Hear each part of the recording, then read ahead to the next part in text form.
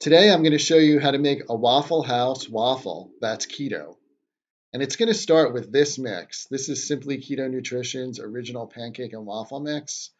And if you don't know anything about this mix, it contains no glycemic ingredients and is 100% keto. So no tapioca or cassava in this.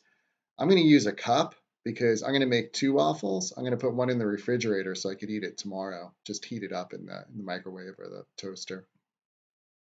So you're going to take a cup of this mix. I use a measuring cup just to make it nice and easy. And then I add coconut oil because it makes it a little crispy. And coconut oil is so healthy for you. So I add 1 tablespoon of coconut oil. And then we're just going to add water. Here I'm adding 5 tablespoons.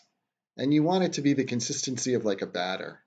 So just thoroughly mix this all together, just like so. And then let it sit for 15 seconds. This is very important. And once you let it sit, you're going to open your waffle maker. Make sure it's on the low setting. And this one we have it on setting 2, which is very low. And then it has to be thoroughly greased. Otherwise, the batter will stick. So you're going to pour your batter into the waffle maker.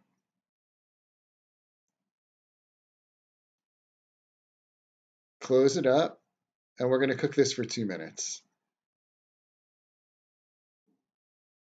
And I sped things up here and moved it to the center so you could see. Look at that. Perfect waffle.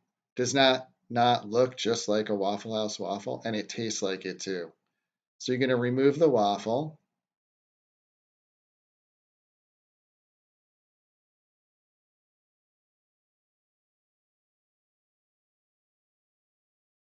And there it is. Now we're going to add sugar-free syrup to this. This is Smucker's sugar-free. I like the thicker ones. Just make sure there's no maltodextrin or maltitol, tapioca, or cassava in the syrup that you use because those are highly glycemic and they're terrible for a low-carb diet. They'll spike blood sugar. I like to add a little dab of butter too, give it a little extra flavor. And there you go, the perfect Waffle House waffle. Enjoy.